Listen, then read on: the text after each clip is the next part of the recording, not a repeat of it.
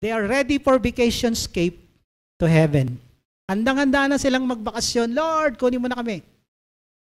But they are not ready for war against the Antichrist.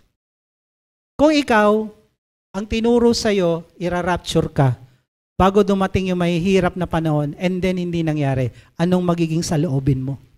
Tapos nahihirapan ka ngayon, tinorture yung anak mo, tinorture kayo, ikaw na lang yung natira, Christian ka, tapos in-expect mo, rapture, bakit ganito nangyari? Bakit pinapatay tayo, pinahihirapan tayo? Ano magiging saloobin mo?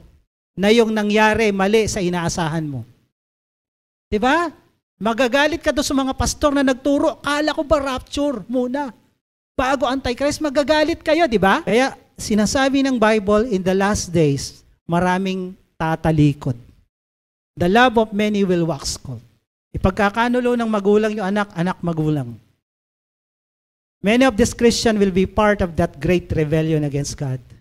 Because they expect, what they expect did not happen. They will be angry with God. If I were you, maigi na yung naghanda ka and then na-rapture ka bago lumitaw yung Antichrist. Kaysa naman hindi ka handa, biglang lumitaw yung Antichrist at nahihirapan ka, baka pati Diyos sumpain mo pa.